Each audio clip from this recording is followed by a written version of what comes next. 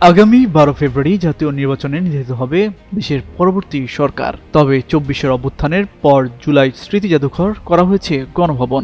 এতে প্রশ্ন থেকেই যায়, পরবর্তী সরকার গঠনের পর কোথায় উঠবেন নতুন প্রধানমন্ত্রী, কোনটি হবে নতুন প্রধানমন্ত্রীর বাসভবন।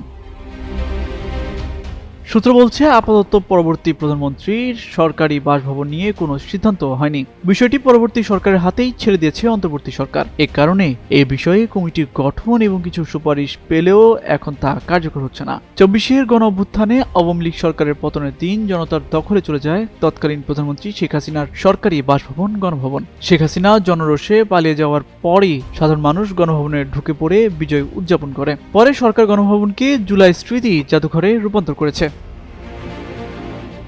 শুক্রবার এমন তথ্য দিয়ে একটি প্রতিবেদন প্রকাশ করে দৈনিক মানবজমিন পত্রিকা। সেখানে বলা হয়, অন্তর্বর্তী সরকারের প্রধান উপদেষ্টা ডক্টর মোহাম্মদ ইউনূস দায়িত্ব নেওয়ার পর রাষ্ট্রীয় অতিথি ভবন যমুনায় বসবাস করছেন।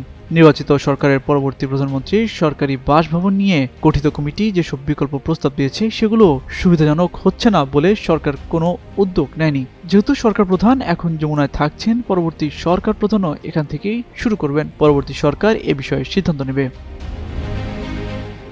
পরবর্তী প্রধানমন্ত্রীর বাসভবন কোথায় হবে এ নিয়ে একাধিক প্রস্তাব পেয়েছিল সরকার। এর মধ্যে জাতীয় সংসদ ভবন এলাকার ভেতরে অবস্থিত স্পিকার ও ডেপুটি স্পিকারের বাসভবনকে একীভূত করে পরবর্তী প্রধানমন্ত্রীর বাসভবন বানানোর বিষয়েও আলোচনা ছিল। কিন্তু নানা দিক বিবেচনা নিয়েই এই পরিকল্পনা থেকেও সরে আসা হয়েছে। গুলশানে জাপান দূতাবাসের বিক্রি করে একটি পরিত্যক্ত বাড়িকে সরকারি বাংলোয় রূপান্তর করে পরবর্তী প্রধানমন্ত্রীর বাসভবন করা যায় কিনা সেটিও বিবেচনায় আছে।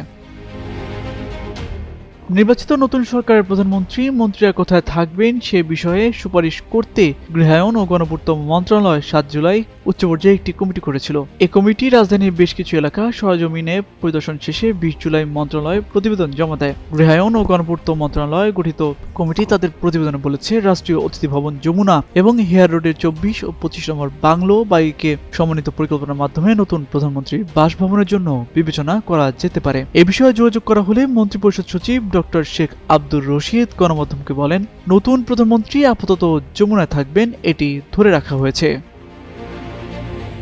তামজিদ মির্জা, যুগান্তর নিউজ।